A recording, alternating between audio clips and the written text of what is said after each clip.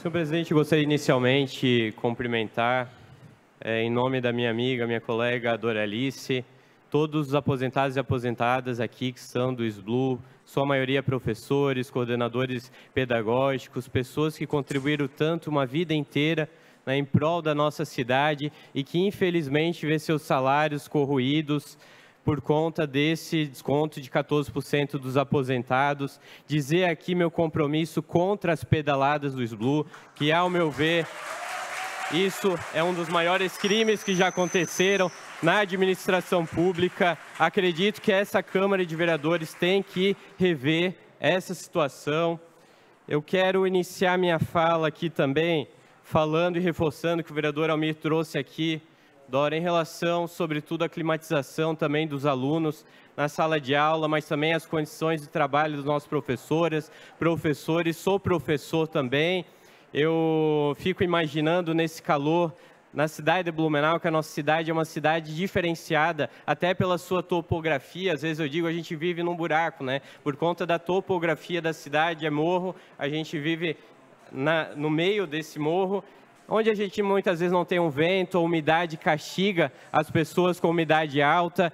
Então, a gente sabe que a cidade de Blumenau vive um calor insuportável. Então, o ar-condicionado, um ventilador adequado, não é uma questão de luxo, é uma questão mínima de aprendizagem, né, para que os alunos, professores, possam poder desempenhar as suas funções. Ouço como a parte o vereador Gilson. Professor Gilson. Vereador Gilson de Souza. Vereador Jean Volpato, eu tenho por hábito praticamente todos os dias visitar diversos educandários. Hoje estava de manhã no educandário aqui no chamado Beco Araranguá, querido Beco Araranguá, no Inguering, onde as crianças estavam dentro de um outro espaço que não era adequado, porque lá o ar-condicionado estava funcionando. Eles tiveram que contar com a boa vontade das pessoas que fizeram uma rifa, uma vaquinha para comprar o ar-condicionado.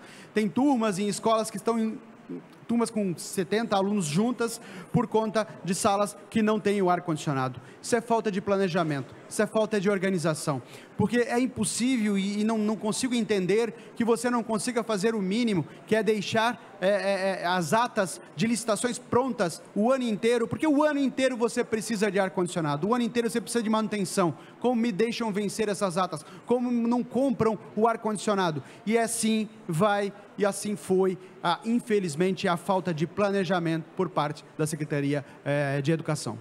Obrigado, vereador Gilson. Adiciono seu à parte a minha fala. Presidente, se puder adicionar mais 2 minutos à minha fala por conta do à parte, só para concluir a minha linha de raciocínio. Vereadores e vereadoras, agora inclusive falando em relação à educação, eu queria agradecer ao professor Gilson, outros vereadores, nosso companheiro Adriano, que junto comigo iniciou um pedido de uma CPI para investigar essa crise da merenda escolar aqui na cidade de Blumenau.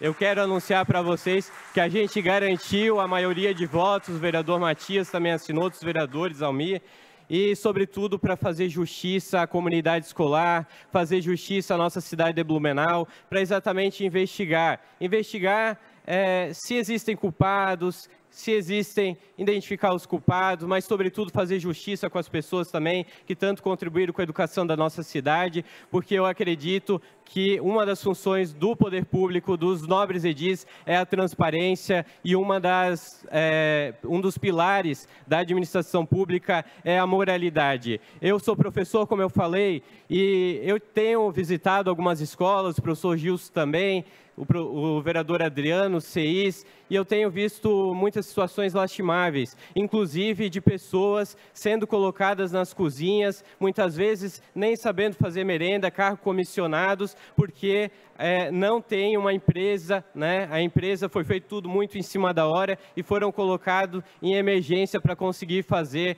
as merendas. Eu nunca esqueço uma situação, quando eu estava dando aula na Escola Coronel Fedsen, e eu identifiquei um aluno, professor Gilson, pegando 2 pãezinhos lá na merenda, na cozinha. Eu disse, poxa, esse menino deve estar com muita fome. E ele comeu os 2 pãezinhos, cada um tinha direito a um naquela época. E depois, vereador Matias, eu identifiquei que esse menino levou mais 2 pãezinhos para a mochila.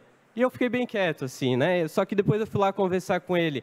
Eu disse, por que tu está levando esses 2 pãezinhos para tua casa? É para dar para os meus irmãos, porque eles não têm o que comer. E muitas vezes a merenda é a única alimentação do dia. E se tem algo que a gente não pode ser responsável, se tem algo que a gente não pode falhar, é a segurança alimentar. A gente lembra que, infelizmente, no último governo federal, foi destituído o Conselho Nacional da Segurança Alimentar. O Brasil voltou para o mapa da fome. Felizmente, a gente restituiu o Conselho Nacional da Segurança Alimentar e a gente precisa olhar com muito carinho essa questão da alimentação. Nós estamos protocolando aqui na casa um projeto de lei para que o município priorize a compra dos alimentos da agricultura familiar, agricultura orgânica, sem produtos do agrotóxico, sem produtos químicos na merenda das nossas crianças, porque a gente precisa de merenda saudável, a gente precisa que as nossas crianças, nossos jovens, nossos adolescentes tenham alimentação, porque criança, jovem, adolescente